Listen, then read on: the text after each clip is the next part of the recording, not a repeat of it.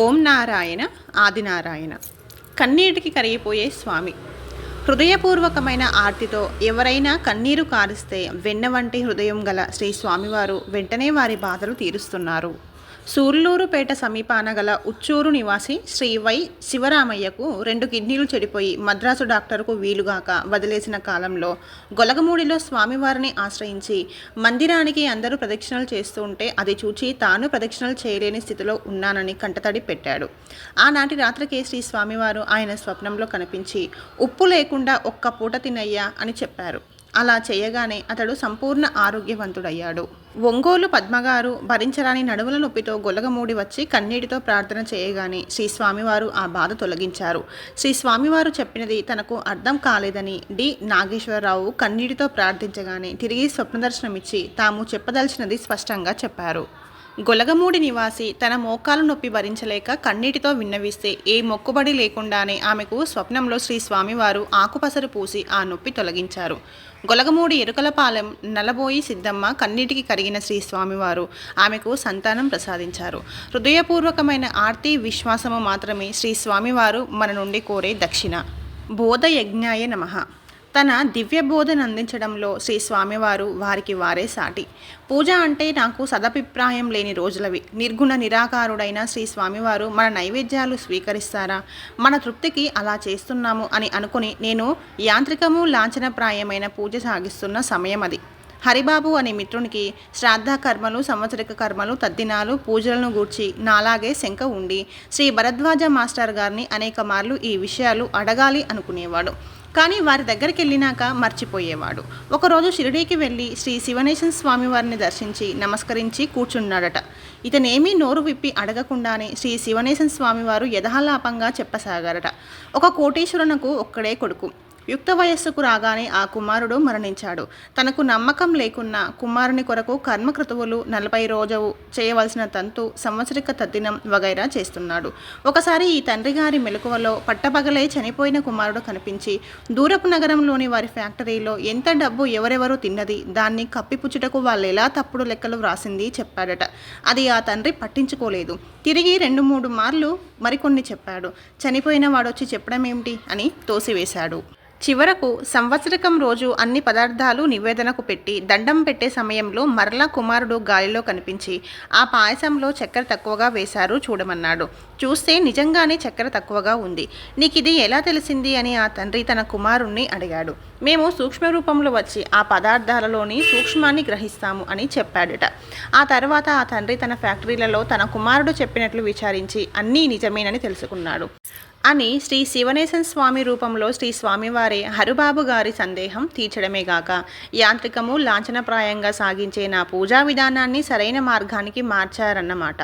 శ్రీ స్వామివారు ఆ విషయం హరిబాబు గారి ద్వారా నాకు చెప్పించి నన్ను సరైన మార్గానికి మార్చారు. అందుకే శ్రీ మాస్టారు సిద్ధపురుషులను మాత్రమే గురువుగా సేవించి తరించమని నొక్కి నొక్కి చెప్పారు. మానవునికి నిరంతరము అంటుకునే పాపము. శ్రీ వెంకయ్య స్వామి వారు నీవు మనుషుల్లోకి పోయి వచ్చావు, నీవు పోసే గంజి వద్దుపో అని నిత్యము తనకు గంజి పోసే సేవను మరొకరి ద్వారా చేయించుకునేవారు. మనుషుల్లోకి పోయి వచ్చావు అంటే బాహ్యంగా మనుషులను తాకి వచ్చాడని అర్థం కాదు. ఆ సేవకుడు ఎవరినీ తాకి రాలేదు. గొలగమూడిలోని కోనేటి వద్ద గాలం వేసి చేపలు పట్టేవాళ్ళు రాజకీయ విమర్శలు చేస్తూ ఇందిరాగాంధీ, రాజీవ్ గాంధీలను గూర్చి విమర్శిస్తూ ఉంటే ఈ సేవకుడు కూడా వారి సంభాషణలో పాల్గొన్నాడు. అలా విమర్శలలో పాల్గొని ఇతరులను గూర్చి మాట్లాడటమే అతను చేసిన పాపమని శ్రీ స్వామివారి భావం. పాపం అంటే ఏమిటి, పుణ్యం అంటే ఏమిటి?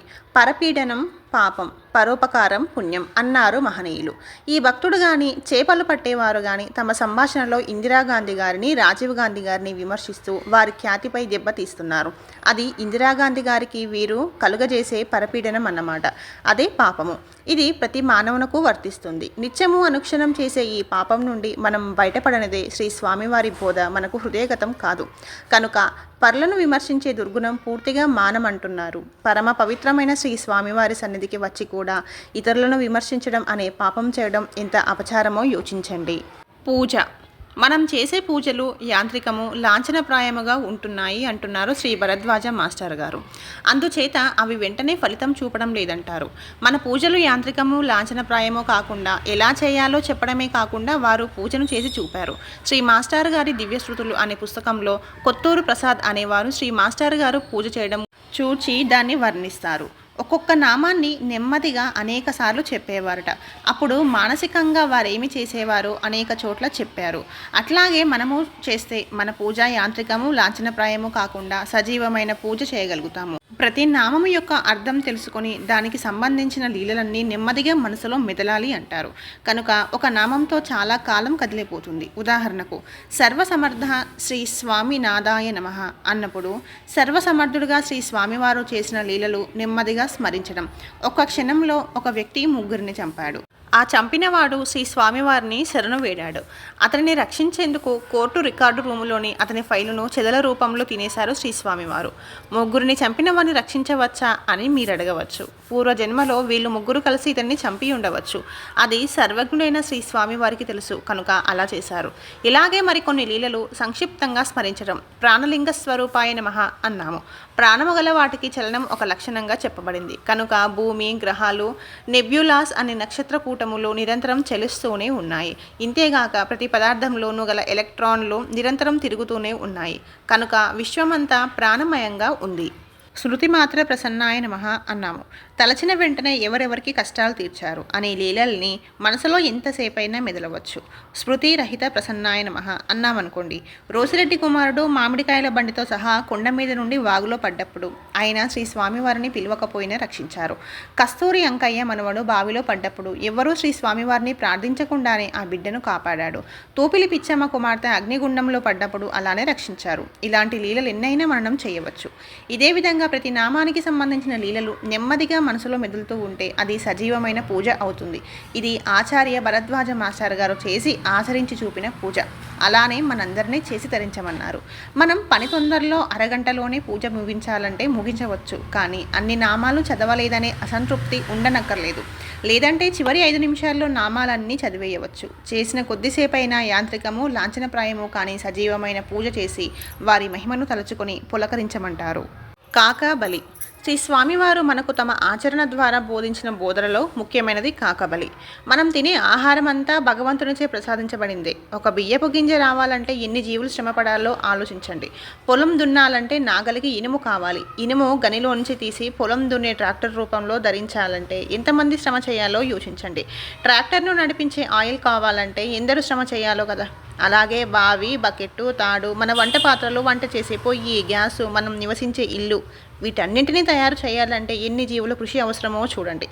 ఎక్కడెక్కడో ఉన్న చెత్తను కుళ్ళింపజేసి ఎరువు తయారు చేయాలంటే ఎన్ని కోట్ల సూక్ష్మజీవులు అవసరమో.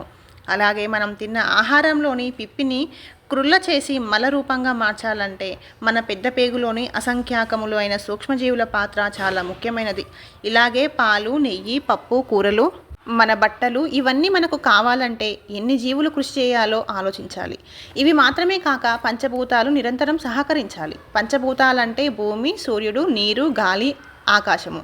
జీవుల రూపంలోనూ పంచభూతాల రూపంలోనూ ఆ పరమాత్మే పనిచేసి మనకు ఆహారము, ఇల్లు, గుడ్డ సమకూరుస్తున్నాడు. దీనికి కృతజ్ఞతాపూర్వకంగా ఆ పరమాత్మకు మనం నిండైన ప్రేమతో సమర్పించేదే కాకాబలి. ఓ ప్రభు, అసంఖ్యాకమైన జీవుల రూపంలోనూ పంచభూతాల రూపంలోనూ అనుక్షణం కృషి చేసి నాకు ఈ ఆహారం సమకూర్చావు. నేను తమకు సమర్పించే ఈ ఆహారం స్వీకరించి నన్ను రుణ విముక్తుణ్ణి చేయండి తండ్రి అని మనస్ఫూర్తిగా చెప్పుకొని ప్రేమ కృతజ్ఞతలతో సమర్పించేదే కాకాబలి. మనకుంది గనుక పిడికెడి మెతుకులు బయట పడవేయడం తగదంటారు పెద్దలు. కాకాబలి సమర్పించడంలో హృదయం ఉప్పొంగి కృతజ్ఞతా భావం అవసరం అంటారు పెద్దలు. అలా ఆచరించి చూపారు శ్రీ స్వామివారు. మనలను కూడా అలా ఆచరించి రుణ విముక్తులు కమ్మంటున్నారు. దానం చేసిన వస్తువులపై పేర్లు వేయించుట. ఏ విషయంలోనైనా సిద్ధపురుషుల మాట మనకు శిరోధార్యము. శ్రీ జ్ఞానేశ్వర మహారాజు అనువారు గొప్ప సిద్ధపురుషులు. కట్టెలు దొరకలేదని పక్కింటి ఆమెను కట్టెలు అడిగితే ఆమె తిట్టిందని ఏడుస్తున్న తన చెల్లెల్ని చూచి తన యోగశక్తిచే తన వీపును దోశల పెనము వలె పొగలు వచ్చేటట్లు చేసి దోశలు పోయించారు. తన స్నేహితుడు మరణించి అందరూ దుఃఖసాగరంలో ఉన్నప్పుడు జ్ఞానేశ్వర్ మహారాజు వెళ్ళి ఆ మృతజీవి చేయి పట్టుకుని ఆడుకుందాం రమ్మని పిలువగానే ఆ చనిపోయిన పిల్లవాడు లేచి మహారాజుతో వెళ్ళాడు. మహారాజు ఎప్పుడూ అంతా భ్రమమే అని చెప్పేవాడు. అంతా భ్రమమైతే నీవు వేదం వల్లించగలవు కదా, ఆ దున్నపోతు వేదం చెప్పగలదా అన్న బ్రాహ్మణునితో అది కూడా వేదం చెప్పగలదు అని చెప్పి మహారాజ్ ఆ దున్నపోతును తాకి వేదం చెప్పమని ఆజ్ఞాపించారు. వెంటనే ఆ దున్నపోతు 4.5 గంటల సేపు సుస్వరంగా వేదగానం చేసింది. ఈ లీలతో మహారాజ్ ఖ్యాతి 4 మూలలా వ్యాపించింది. ఆ ప్రాంతంలోనున్న చాంగుదేవుడు పులిని వాహనముగా, త్రాచుపామును కంఠహారముగా ధరించి గొప్ప పేరు ప్రతిష్టలు గలవాడు. అతడు పులి వాహనం ఎక్కి జ్ఞానేశ్వర్ మహారాజును చూడవచ్చుచుండెను. పైటాను గ్రామ ప్రజలందరూ చాంగుదేవునకు స్వాగతం పలకడానికి గ్రామ పులిమేర వరకు వెళ్లారు. శ్రీ జ్ఞానేశ్వర మహారాజు మరియు అతని స్నేహితులు ఆడుకుంటూ అప్పుడు గ్రామంలోనే ఉన్నారు. స్నేహితులందరూ మనము కూడా చాంగుదేవుని చూచేందుకు పోదామన్నారు. శ్రీ జ్ఞానేశ్వర్ మహారాజు తన స్నేహితులందరినీ ఒక మొండి గోడపై నెక్కించుకొని ఆ మొండి గోడను కదలమని ఆజ్ఞాపించారు. గుర్రము వలె ఆ మొండి గోడ వారిని నెక్కించుకొని బయలుదేరింది. అది చూచిన చాంగుదేవుడు తన శక్తి సామర్థ్యంలో ఎడ తనకున్న గర్వమునకు సిగ్గుపడ్డాడు. జీవము గల పులిని నడిపించుట గొప్ప కాదు, జీవం లేని గోడను నడిపించినదే గొప్ప యోగశక్తి అనే జ్ఞానము కలిగి శ్రీ జ్ఞానదేవులకు పాదాక్రాంతుడయ్యాడు. ఇలాంటివి లెక్కలేనన్ని దివ్యలీలలు చేసిన శ్రీ జ్ఞానదేవు మహారాజు వయస్సు 12 సంవత్సరములే. ఈ మహనీయుడు శ్రీమద్ భగవద్గీతకు వ్రాసిన వ్యాఖ్యకు జ్ఞానేశ్వరి భగవద్గీత అని పేరు. 16వ అధ్యాయంలో శ్రీ జ్ఞానేశ్వర్ మహారాజు గారు ఇలా చెప్పారు: ఈ లోకమందును పరలోకమందును మనకు స్నేహపూర్ణుడుగా నుండు ధర్మము అభిమానముతో మేము ధర్మాచరణము నడుచుచున్నామని చెప్పుకొనుచున్నచో మనము తరింపజేయు ధర్మము కూడా మనకు దోషము కలుగజేయుచున్నది. కావున ఓ అర్జున, మనము చేసిన ధర్మకార్యమును ఆడంబరముగా నలుదిక్కులకు ప్రచారము చేసుకొనక ఆరంభించినచో ఆ ధర్మము కూడా అధర్మమే అగును. కనుకనే విద్యానగర్లో పూజ్యశ్రీ మాస్టర్ గారి ఆధ్వర్యంలో నిర్మించిన శ్రీ షిరిడీ సాయి మందిరంలో వస్తువులపై పేర్లు కానీ మందిర నిర్మాణమునకు సహకరించిన వారి పేర్లు కానీ వ్రాయబడలేదు. ఇందుకే కాబోలు పెద్దలు గుప్తదానం అన్నారు. కుడి చేత్తో దానం చేస్తే ఎడమ చేతికి తెలియకూడదు అన్నారు. అధ్యాయం 29 సంపూర్ణం. అవధూత లీల భగవాన్ శ్రీ వెంకయ్య స్వామి వారి జీవిత చరిత్ర ఇంతటితో పూర్తయింది.